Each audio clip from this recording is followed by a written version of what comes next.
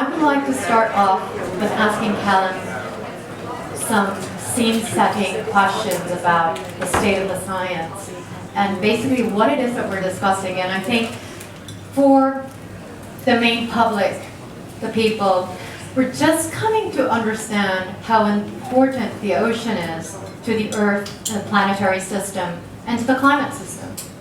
So if you are able to shed some light on where we are with the state of the science, that would be great.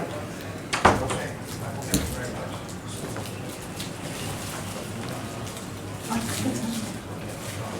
much. Hi. Can you hear me now? Yeah? Okay. So the ocean is really very, very important to the climate system. And by virtue of its immense size, not just in area but in volume, and the far greater specific heat capacity of the sea and water compared to air. And because of that heat capacity, one of the principal roles that the ocean plays in the climate system is keeping us cool. So the ocean has absorbed an estimated 93% of the excess heat captured by greenhouse gas emissions since the onset of the Industrial Revolution. And today is capturing heat at an even faster rate than it was in the past as more heat is being added to the planet. So the heat capturing role is really fundamental. And if you want to put it into units that are sort of easier to imagine than this 90% of heat, what does that mean? It means the equivalent of 3 to 5 Hiroshima-sized nuclear bombs being exploded into the ocean every second of every day. And if you think about that in terms of the number of nuclear bombs of heat being added per day, it's 250 to 430,000 nuclear bombs. So that is the amount of heat which is sort of being added to the planet. And no wonder things are getting hot right now. So heat redistribution and absorption is the fundamental role, but also carbon capture and storage. So the ocean has absorbed an estimated 25-26% of greenhouse gas emitted carbon dioxide in the last several hundred years, and is continuing to uptake carbon dioxide, helping us to reduce the rate at which the climate is changing. And the carbon dioxide enters the sea and it's dissolved in the water, or it's fixed by phytoplankton, and then some of it settles to the seabed and is incorporated into those seabed sediments. There's another source of carbon which goes into the sea, of course, and that is terrestrial runoff. So we have carbon that's coming down rivers in the form of organic matter that's being washed out into the sea and is then being dropped down and incorporated into sediments. One of the reasons why we're very interested in ocean carbon storage right now is because of the fragility of some of the terrestrial carbon stores. All of the more optimistic of the Paris climate scenarios depend on capture of carbon in some way, and nature's part in that capture of carbon is really important. And so we're rightly busily replanting forests, protecting habitats, trying to safeguard permafrost in the northern hemisphere primarily. But those carbon stores are really quite insecure, as we see with floods, drought, wildfires. They are being re-released as carbon dioxide.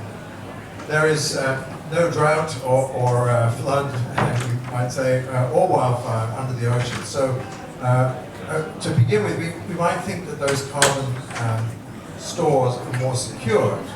What, of course, we do to them is that we are disturbing them in various ways, and that disturbance is potentially re-releasing some of the carbon that has been incorporated into sediments, which expose it to oxygen again, that could lead to conversion into carbon dioxide, and then through oceanography, re-release it into the atmosphere. So we're very interested to know how much carbon dioxide is being lost from these marine sedimentary carbon stores that the last panel was talking about, back into the atmosphere. And we need to know these things to figure out how much of an ally the ocean is and how to manage it better to maximize its potential in carbon capture. So, is it straightforward to understand what is happening? I mean, are there any bottlenecks in terms of, I mean, we need further research in this field, we want more investment, but from your perspective as a scientist, I mean, what are some of the things that we need to clear to accelerate this process? I think we need more knowledge and understanding of how carbon is being lost. What is the quantitatively, how much carbon are we losing when we disturb it from the seabed? There's an estimate out there which was calculated in 2021 by a group of scientists led by Henrik Saller that estimated the emissions from these seabed disturbance events, primarily by fishing, were equivalent to the emissions from the global aviation industry. Of course, after the splash, the backlash, and scientists come out and say, you've got your sums wrong. Your orders of magnitude out. And nobody's exactly sure which numbers are right at the moment. So we are trying to find better numbers and to lead through the Convex Seascape Survey, an international scientific study of ocean carbon storage so that we can understand much better where the carbon is, how vulnerable it is to disturbance, where it is being disturbed, how much is being lost through that disturbance, and how do we go about protecting it. And has it been a straightforward process? It hasn't been straightforward. And when you start a project, this is a 5-year project. It involves a lot of people and organizations. You frame the problem as a relatively simple one. Let's track the fate of carbon that is being resuspended into the water column and figure out, what happens to it after that and how much is reincorporated into marine sediments. And unfortunately, as scientists always do, they find that the problem is much more complex than they anticipated. And so we are, I would say, 3 years into a 5-year project at the point of maximum complexity. We've added more and more things into the mix of what we think may be affecting the outcome of that seabed disturbance for carbon, but we're not sure what the most important pieces are yet. And over time, we'll be able to throw out the ones that are less important and focus in, narrow down on the most important factors and come up with some stronger numbers that are more defensible and that a good policy can be produced upon the basis of. Thank you, Callum.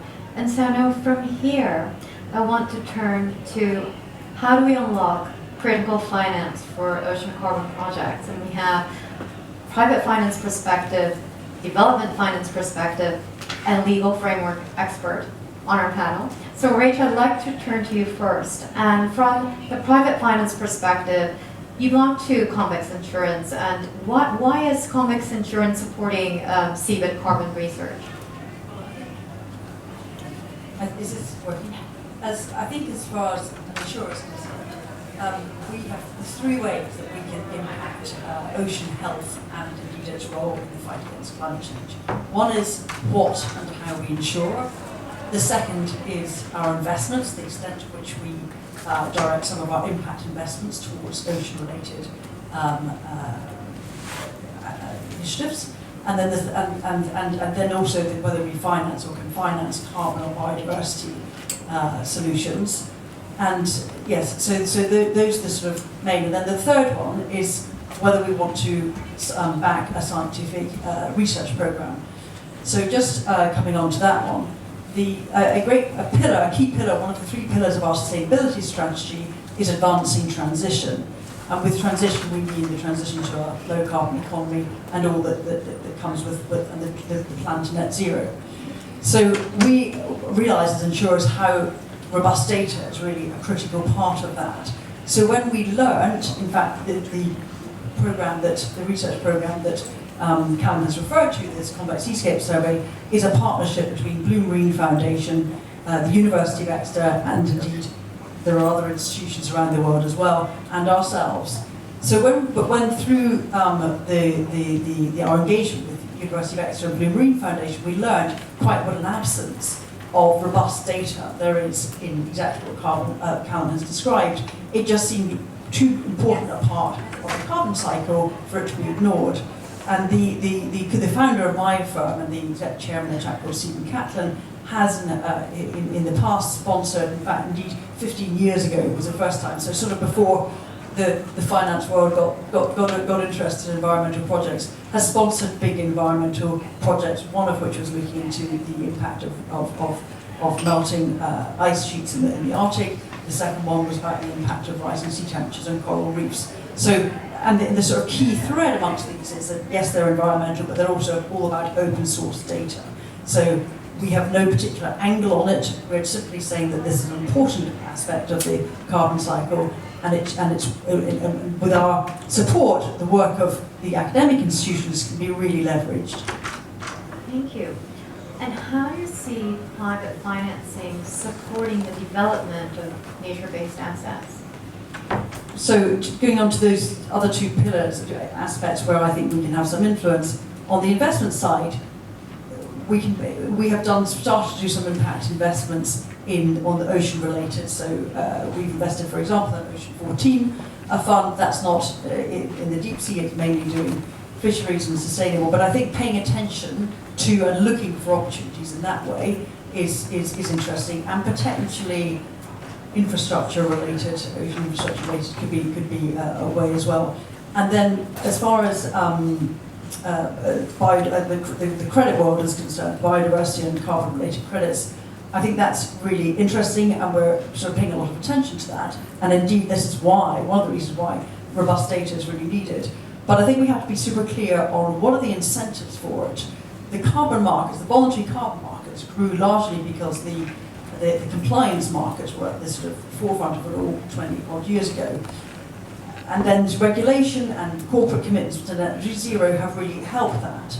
And important regulation like CSRD, one of the European regulations, which includes biodiversity impact as well as climate and carbon impact, I think are important. But this is under threat now. So I think we have to be super clear on what is going to be the incentives before we get too excited about. We've got to know that people are going to do this, right? And the corporate world can walk away. So, we buy voluntary carbon offsets. I'm very interested in what we can do towards biodiversity, but it will need, continued frameworks, etc., and a lot of attention on that. And then the aspect of how we insure is clearly really important as well. There is a good example of, for example, insurance of a coral reef. So there's a great thing that was done a couple of years ago where they insured a number of coral reef sites in the Caribbean, which were vulnerable to hurricane, to extreme wind risk. And because of a relatively neat technique called a parametric trigger, where you just say, if a hurricane of a certain strength hits, then this thing pays out. And it means that it can be sort of scaled in the insurance markets to do that because of this. So through that mechanism and through that transaction, they were able to protect, I think it's something like there's something like 2 million people in coastal communities who would otherwise be vulnerable to this, and indeed something like 3 billion of revenues. So there are examples of where nature-based assets that were unheard of as being insured in the past are now being insured. And then I think also what can be leveraged quite a lot is the insurance world is very active in political and credit risk insurance, and that can really help have an impact on the amount of investment that, for example, MDBs can invest in. So I think we have to be really sort of ambitious for what insurance can do in bringing its sort of underwriting capability to find the solutions here. And I just realized you've mentioned, robust data that keeps on coming up. And of course, this data issue is coming up everywhere, in every session in UNOC as well. But why is a robust open source science critical to underpin these assets and attract serious investment? Yeah, I'd say, I think if you look at the challenges of the carbon markets, right, so it's not that it's difficult getting new data.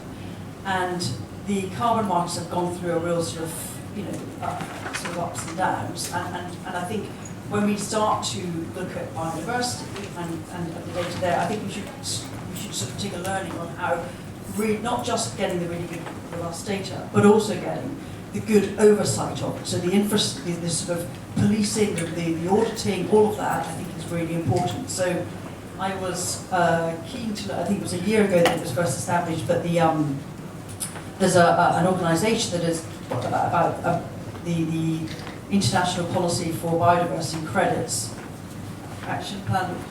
Yes, exactly.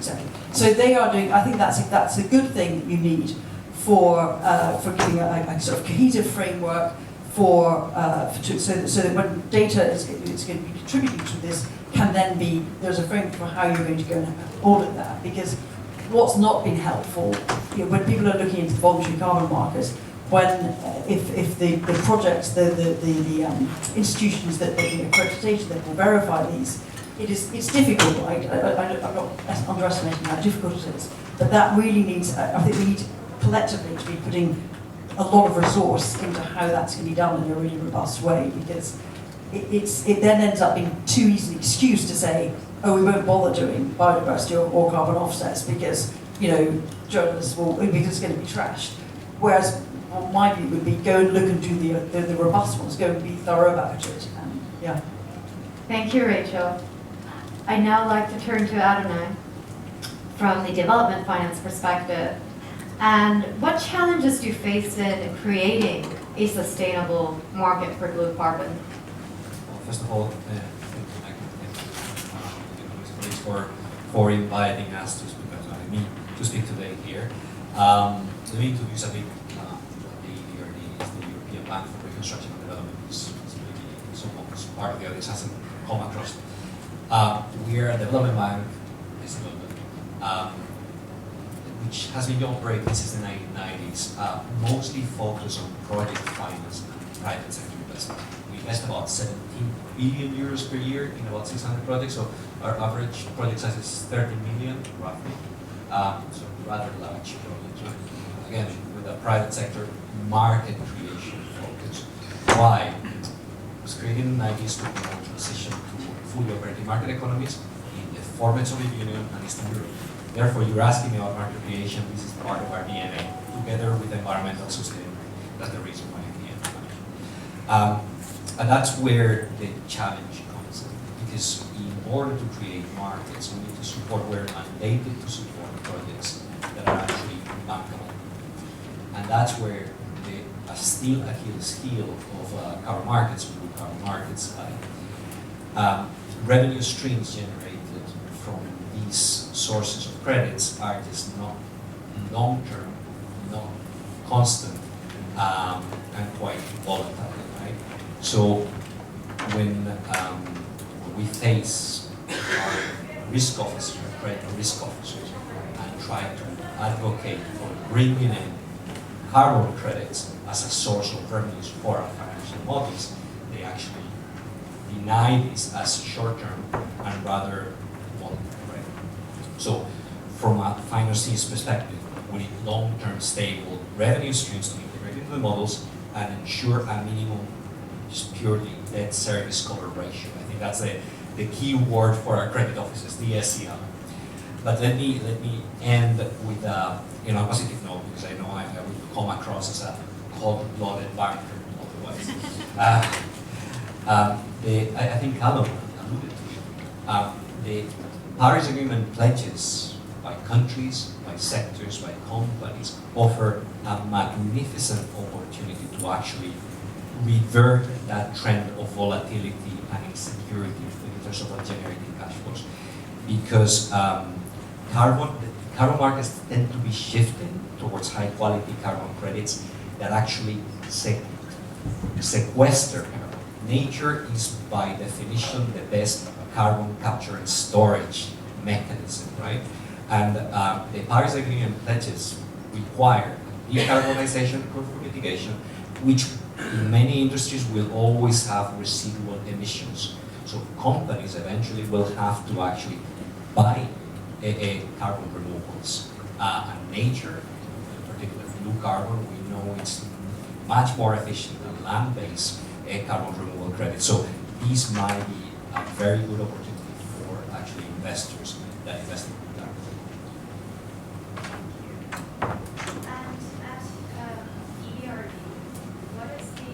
Successful projects or partnerships that EBRD supported in this space?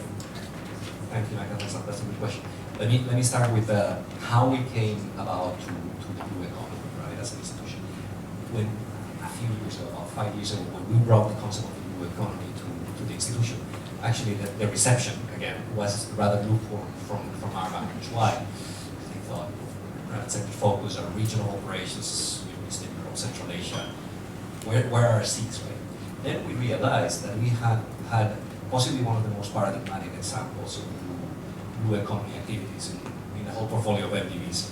The work we did in the Baltic through wastewater treatment plants, which actually was tracked by the Helsinki Convention. There you have the science, tracking the impacts and monitoring the impacts of those investments. And we saw that it had been especially biodiversity benefits from that removal of phosphorus and nitrogen from the species contact to the Baltic Sea and the Gulf of Finland. Okay. Thanks to that, and that's why I'm so excited today to be here. We got inspired and have replicated that partnership, this Northern Dimension Environmental Partnership, now in the Mediterranean, in the form of the Blue Mediterranean Partnership. Now allow me for a moment of national pride, because today, an hour ago, I left the event. Our Vice President for Ecological Transition just signed a contribution of 8.5 million euros for the partnership. So, well, you can her. Vice President Agenson, a lady, she's a Spanish Vice President. She signed this contribution, and what we are trying to do is actually to provide grant financing to kickstart those projects that have positive environmental impacts around the sea. And it's a beautiful coincidence. I don't want to extend too much, but it's a beautiful coincidence. I came in when the gentleman from the Acaba was speaking, because our first project as EBRD that we're bringing to the partnership is our support to Aida Oasis in Acaba, a private sector property project whose visionary investor thought that recovering the natural reef in front of the hotel, as well as investing in an artificial marina, which uses microfragmentation to create a coral nursery, was a good idea. We're supporting the expansion of that work with our funds, and that this would be possibly the most paradigmatic example of a commercially based, nature positive project in the tourism sector. We would like to replicate this example across other countries. And so, having worked on all of these projects, what are some of the learnings that you have that you would like to share with the audience about this is how you secure financing? Yes. Or this is how you don't secure financing? Yeah, I think maybe both.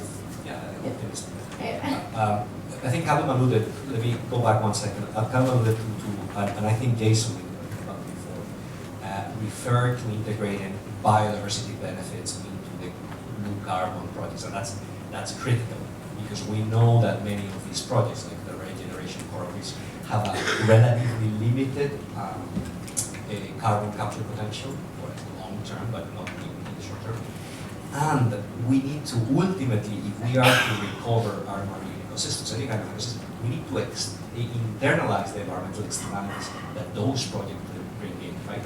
And carbon markets might be one of the tools that will allow us to achieve these. But the problem is demand.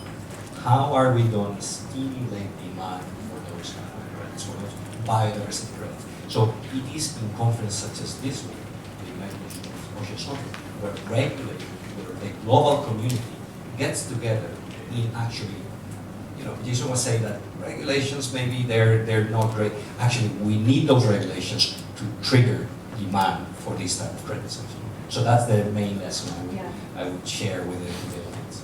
Thank you very much. And that's actually a very good piece. We're going to be talking about the importance of legal certainty. And so, of course, you're a legal expert.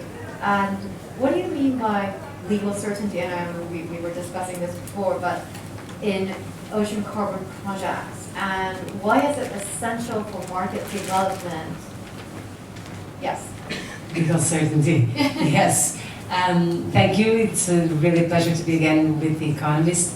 I have two hats, so I'm a law professor and I'm a practitioner lawyer, so I can see both angles. And the fact is that if we don't have clear rules securing the rights that we are willing to sell, because that's what we want to monetize something, that will not happen. Or that will happen in a poor manner, which means that in the medium term, we will have litigation. We will have greenwashing accusations. We will have people coming to the courts to comply with what they have bought that at the end was not what they thought they have bought. So, and this needs to be tackled from the very first beginning. And the very first beginning, when we're talking about blue carbon, is the access to the maritime space. And this is different from what we have in land, because in land normally, not all around the globe, normally we have private property, so we can sell, we can rent, we can use with a kind of freedom these pieces of land. That is not what is happening in the ocean. Normally the ocean belongs to public domain. And this, of course, has an international framework within the United Nations Convention on the Law of the Sea, but then the national jurisdictions will play a role putting the rules to the use of that maritime space. And the first thing, or I would say that the first aspect where legal certainty needs to be addressed is to the access of the maritime space. What is my title to go there and to either conserve or deploy or reforest or whatsoever? Am I able to do that? Do I have the proper right to do that? Do I have the permit to do that? For how long? Normally, if we're talking about a public domain, you will not be allowed to make it yours forever. You might have a certain period of time. Will it be 10 years, 20, 50 years? How would that match with the economic part? So that is one aspect right in the very first beginning. Then you have other aspects, methodologies, robust methodologies. That claims science a lot. Do we have the necessary methodologies to make sure that we are really, again, doing what we are planning to do and what we are communicating and what we are selling once we have issued a carbon credit or a biodiversity credit, which is even more difficult, I would say. In a certain point, I will explain. Methodology. What is the robust methodology that you have? That has the scientific part, but that has the legal part as well. And that needs to be clear, depending on the framework that you will use. Who is the owner of the framework? Right now, from a European perspective, and I'm based in Portugal, Lisbon, so I have both the national perspective and the European perspective. We have regulation on European regulation on certification of carbon removals, which I'm looking or will look at carbon farming, also including the coastal areas, but still there's a methodology to be approved on that. But of course, the permanence criteria or principle and the additionality principle is really strict. Also from a Portuguese perspective, we have a decree law on voluntary carbon markets, which drops a word on the priority of blue carbon, but we need the methodologies to be approved. And that is a second layer of certainty. Then we have the questions on contracts. Who are the parties? Are there any intermediates who brings the rights issues, but also property issues? The registry plays a role here. Again, the European regulation previews the appearance or the building of a digital registry for those credits. In Portugal also, we're building a platform for registry of the credit, which is really important to avoid double selling of the same credit, to know who has the ownership of that credit and is able to use, one wants to buy the credit and cancel the credit, either for offsetting their own emissions or for climate action, which is also another important part, although not, I would say, with not so many incentives as the offsetting.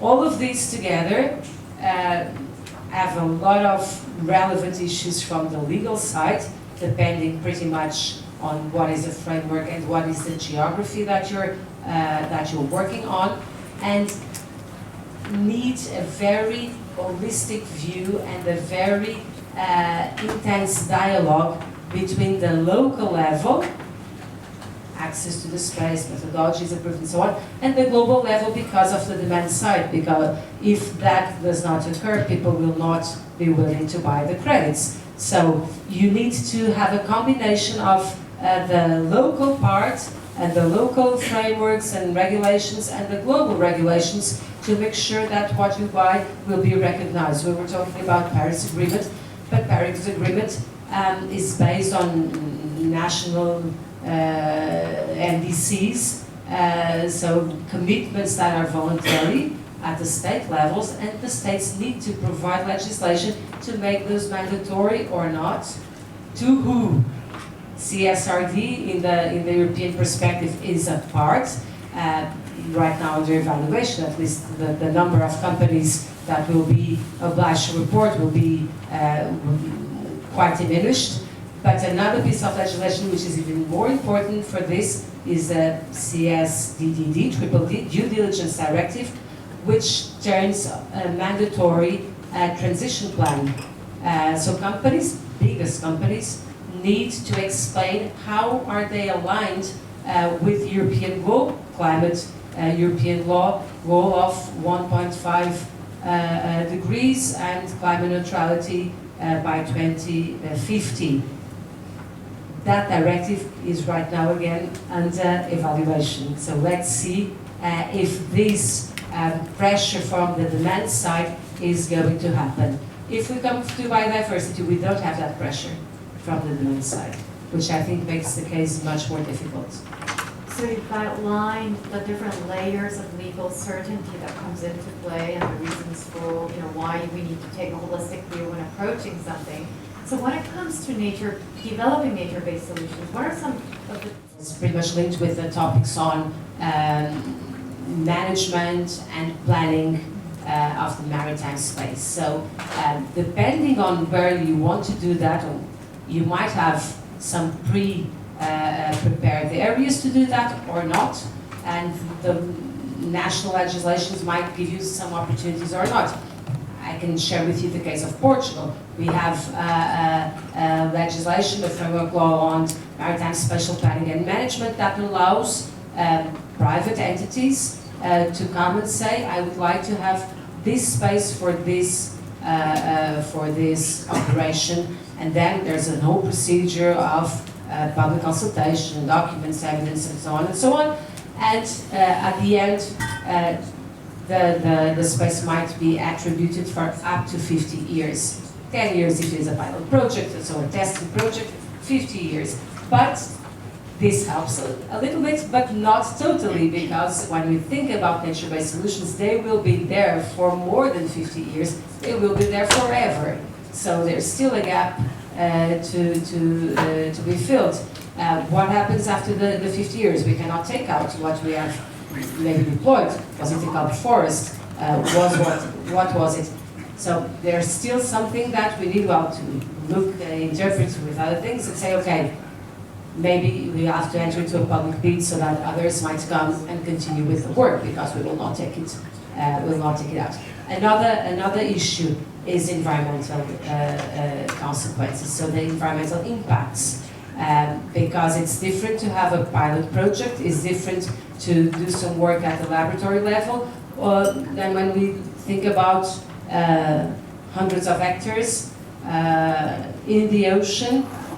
For example, with a soil culture of specific seaweed, will that be, at the end, when we assess everything, beneficial for the ocean health or not? I guess it depends pretty much, but it depends on science, so we have to rely on science to bring the evidence to make sure that, at least from our perspective in Portugal, we are not allowed to do anything in the ocean if at the end, it will affect negatively the good state of the ocean. So you have to prove that. Of course, you need to test, and then you have to be able to prove that, and that's also a relevant obstacle. I wouldn't say obstacle, but a challenge to deal with. Well, thank you. And so now I'd like to bring the legal and the finance and the science perspective to, I guess, discuss the priorities, really, the immediate priorities of what should we be doing. And so, what are the most urgent next steps to scale marine carbon sequestration research and investment? And so, Caroline, from your perspective, what has to happen here? Well, I think there isn't nearly enough investment in the science going on, and that could be said across virtually any area of science around environmental change. It's very unfortunate to see some parts of the world retrenching at the moment on the science commitments that they have led in over decades, and created enormously important and valuable stores of information that are necessary for us to monitor the changing state of the world. And it's a worry that that is not as secure as we thought it was, and that something which is a public good, which is scientific data that is of high quality, that is open access, is sort of being removed at the moment. So I think we're in a very privileged position as scientists working within the Convex Seascape Survey to be supported so well by a private sector organization, and for the benefit of producing better answers scientifically about important processes in the ocean. And I think one of the things that's happening right now is that our scientific understanding is progressing at pace. We are learning a lot more about the things that we need to know. When we start talking about carbon sequestration, for example, and carbon capture by seagrasses, salt marshes, sediments, what people also now realize is that actually there is another greenhouse gas involved here, which we need to be understanding and measuring, which is much more difficult to track, basically, which is methane. And so methane releases could sort of undermine your carbon dioxide benefits that have been generated by some of these habitats, and we need to understand both of those pieces to be able to calculate the net rate at which carbon is being removed. I think the other thing, in a scientific sense, is the complexity of nature. I've alluded to it to begin with, but doing the right thing for nature might come with unintended consequences. And part of this was sort of revealed by us doing the right thing to try and bring down sulfur emissions from shipping fuels, which then led to reduced cloud formation above the ocean, which then led to more heat absorption. So, doing the right thing can sometimes have unintended consequences. Does protecting an area of the seabed change it in ways that are going to be conducive, for example, to enhancing its ability to uptake and store carbon, or might it be the opposite? So when you protect an area of seabed from bottom trawls or dredges, for example, then marine life begins to regrow on that, on the formerly naked sands and gravels and muds that were there. And that marine life, some of it is filtering the water, which has the potential to capture carbon from the water column and sequester it in the sediment. But those organisms are also breathing and respiring. They are creating carbon dioxide from their presence. They are disturbing the mud. They're digging it up. They're burying some carbon, but they're also potentially releasing some carbon from the mud. So what is the net outcome of that? Is it good or bad? On the other hand, from a biodiversity perspective, we can look at richer habitats, more complex ones that are better able to support large amounts of marine life as good from a nature perspective. And that's something which we now need to begin to weigh up, perhaps. What is the advantage for nature, and how important is that compared to the advantage for carbon capture and storage? If we can get both of those things happening at the same time, that's a win-win for us, but it's not necessarily always the case. And is it easy to speak to investors? I mean, I always wonder, how do scientists communicate with potential investors? Oh, of course, Callum, you're excellent, of course, but... I think, how do you communicate with investors?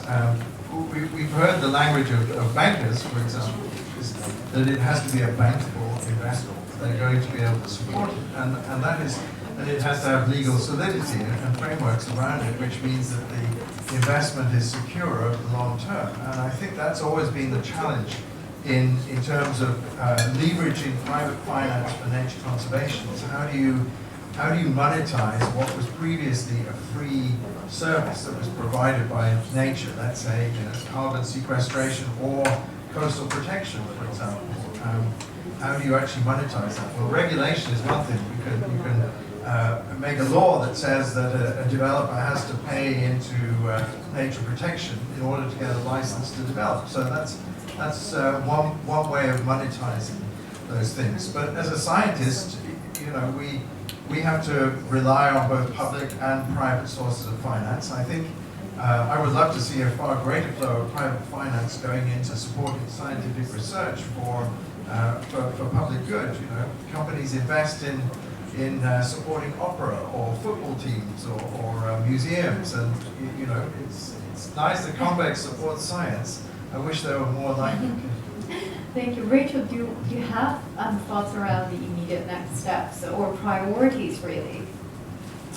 From our survey, well, I think Callum's described quite how complex it is, and we, the object is that it provides us open source data. And I think, to the point about how can you get people most involved, I think what markets tend to do is follow areas of, if they're going to be interested in areas of science that tend to be relatively well trodden up. I think we're all naturally a bit like sheep. So, blue carbon, sort of salt marshes, etc. Whilst it's hugely important, it does tend to attract an awful lot of attention, and people are then coming at it from a very sort of singularly carbon perspective. Yes, they're an amazing carbon sequestration source, but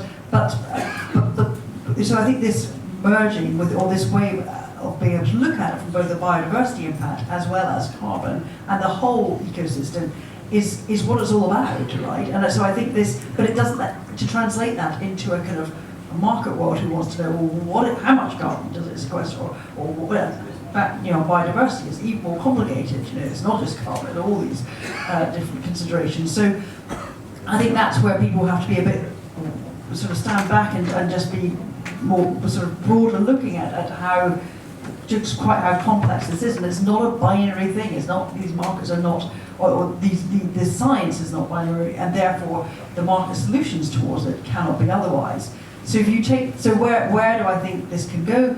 Well, hopefully, if we all start to take, for example, marine protected areas more seriously and dig deeper into what exactly that will be and what is it, and understanding properly the impacts of trawling, and therefore that is a necessity of, when we talk about protecting areas, what do we really mean by it?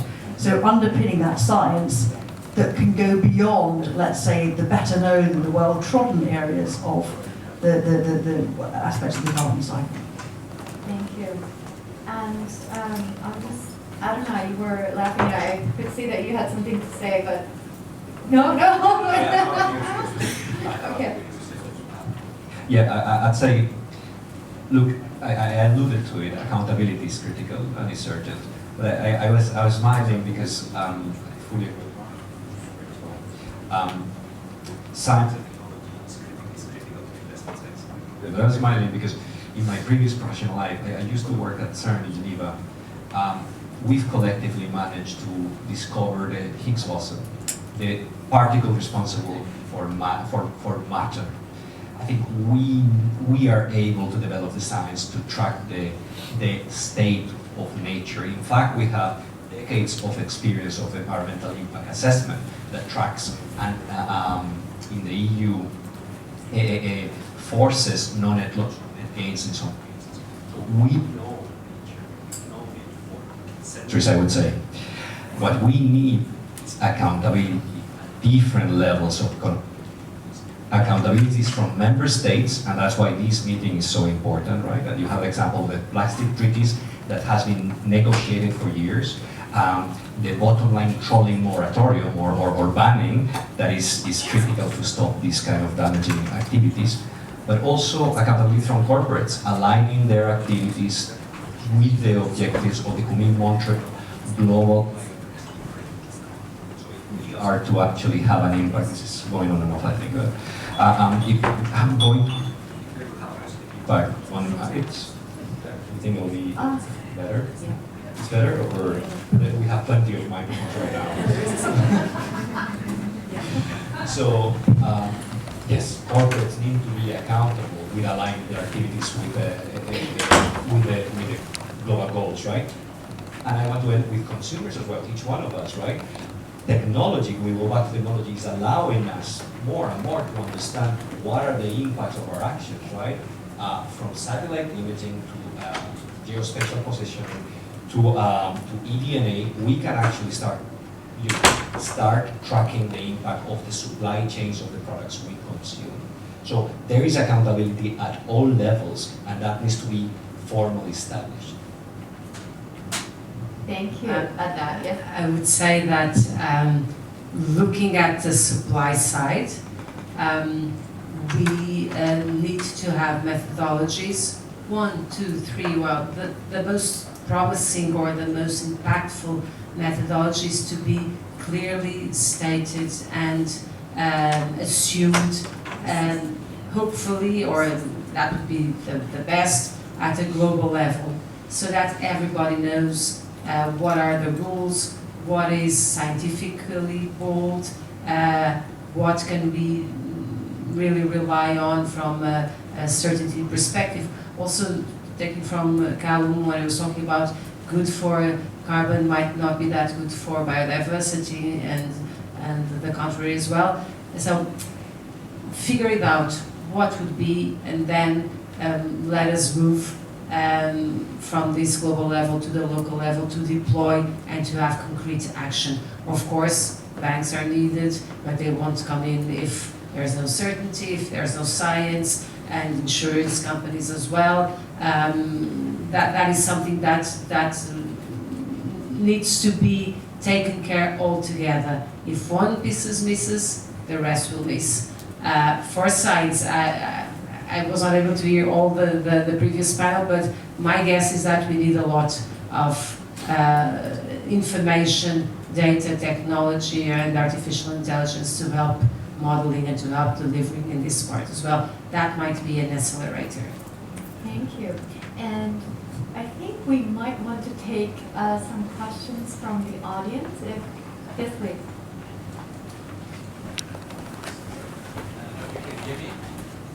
Yes, we can, but maybe for the audience.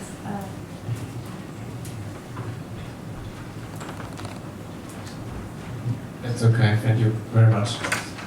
First a comment, then a question. I'm coming from Flinde. We do mangrove reforestation, community-based, and we try to make it bankable and investable. I can agree to almost anything you're saying, from carbon flux estimation, methane gas, to reducing risk premiums if you have mangroves there, to actually being large enough for 30 million ticket sizes, and also how you can actually have values and carbon rights behind it. So I think there's a lot of resonance from the project developer side to making it happen. My question is, for me still the notion felt like that we are not there yet, so that we still need to find more data, get more in detail to make it happen. And I would rather get out of the panel, and maybe I'm biased here, you can unbias me, would go out and say we have solutions today that are good enough. And there are so many more things about, we come from the voluntary carbon market, blue carbon removal credits, VM33 and so on, that are good enough. And you always need to go beyond, but I'm wondering whether you see it's good enough today, or then if not, what's needed to get good enough for us as project developers in mangroves, but I guess for other ocean carbon solutions as well.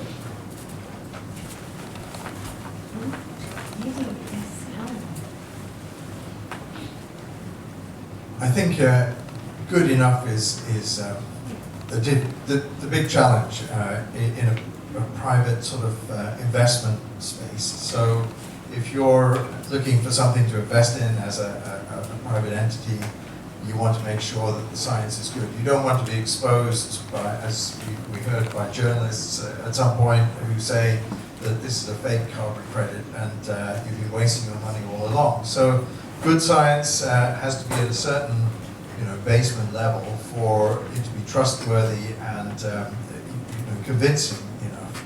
I think we're there with some habitats, and mangroves, I think we're much further advanced in terms of understanding their carbon sequestration capabilities than, let's say, offshore open seabed sediments, which are the focus of the Convex Seascape Survey. But I think if you're a government and you want to avoid emissions, then without thinking about carbon credits, there are obvious priorities that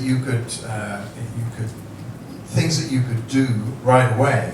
We know where some of the biggest deposits of mud are on the seabed that are incredibly large carbon stores. We know that those deposits of mud in some cases are being heavily disturbed by the fishing industry.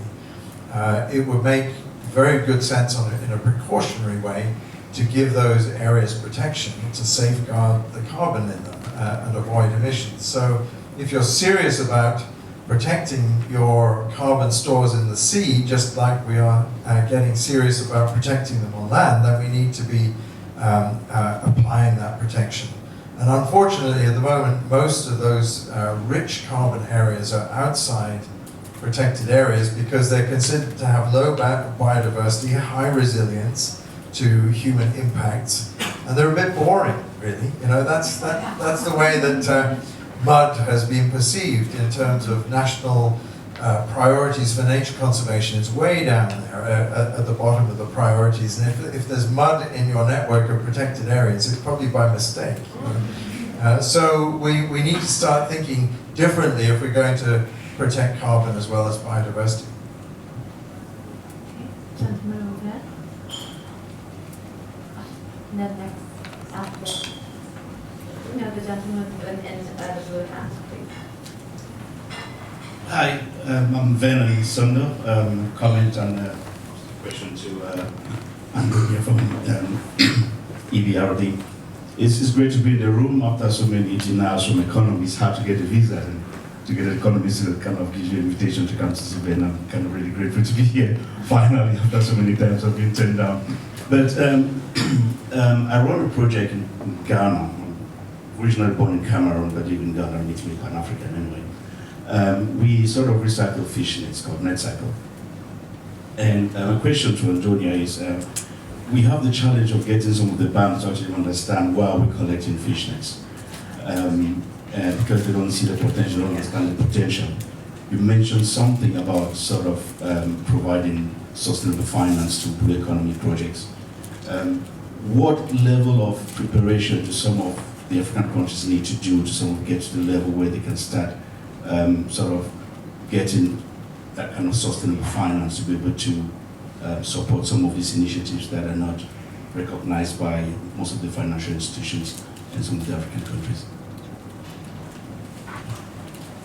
Let's try this one. Well, thanks.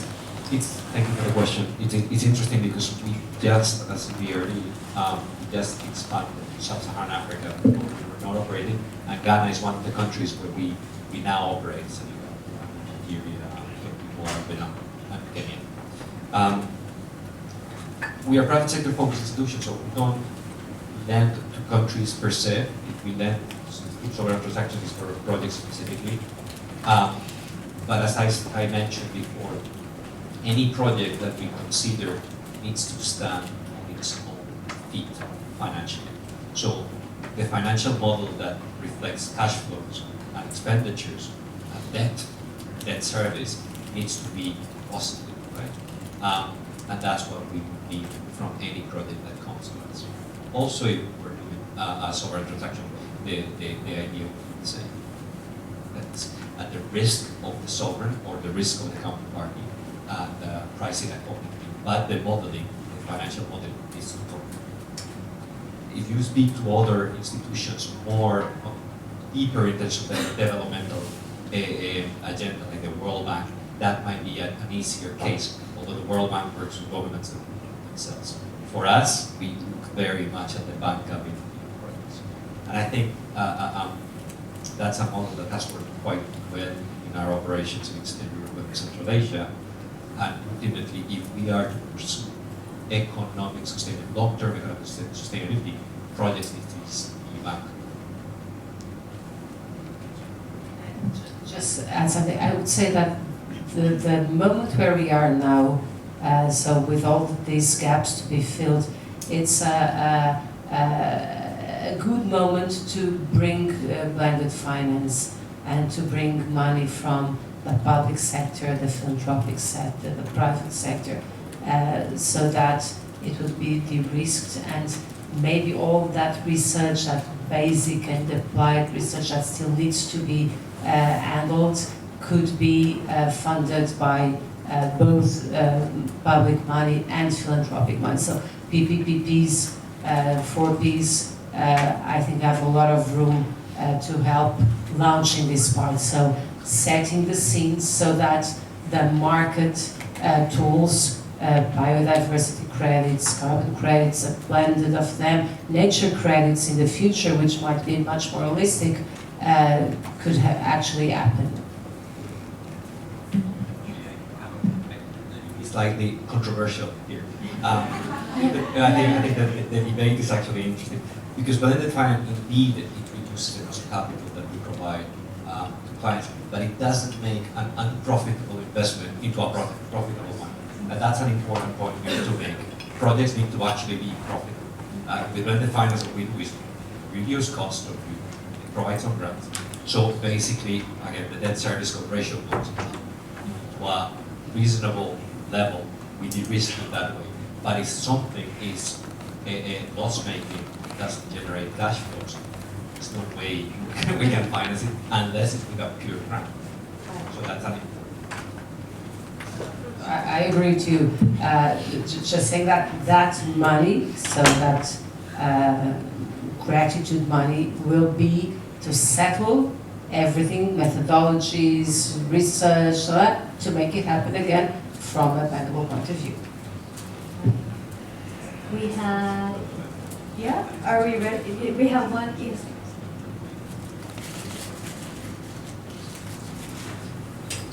Hi, thank you to the panelists for a really great discussion. My name is Lorena, I run a CDR company, and we have a technology to nature-based solution to create carbon sinks on damaged seafloors. I'm also a climate scientist by background, and so the way I feel it, the carbon space, the carbon market has been a great common ground, so science, finance, legal can find a way to attribute some economic value to natural ecosystems, which is much needed because we exist in an economic system, right? I think if we talk about the climate crisis is actually a biodiversity and ecosystem services crisis rather than just a purely carbon removal or carbon imbalance crisis. And so I also feel sometimes because the carbon space is the only economic tool or tool to assign economic value to natural ecosystems, we might suffer from a carbon innovation, which is something that is broadly discussed everywhere, right? Like under desertification, it might seem like a good idea to, if we find this one species of algae that is maybe very efficient removing carbon, then it might be a good idea to cover the ocean with that algae, which would be an ecological disaster. So it's very important to understand that carbon removal is just one of those ecosystem services that natural ecosystems provide, but it is the only ecosystem service that has an economic valuation, more or less. So my question would be, that's exactly my question. If you could share with us maybe already working concepts out there in the world that have managed to integrate other ecosystem services, also with an assigned economic value, and what is the mechanism behind those examples?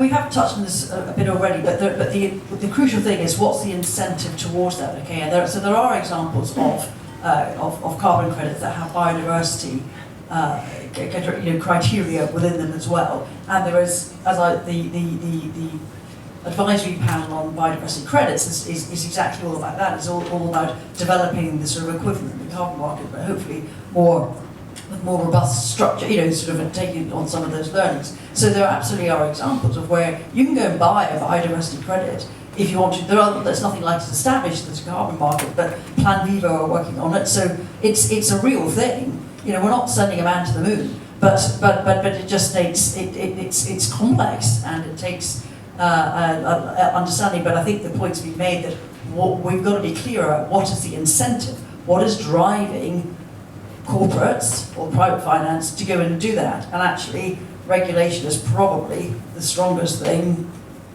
that's going to do it. All right, well, actually, we are right at the end of our session. So I would like to invite our audience to give my panelists a big round of applause.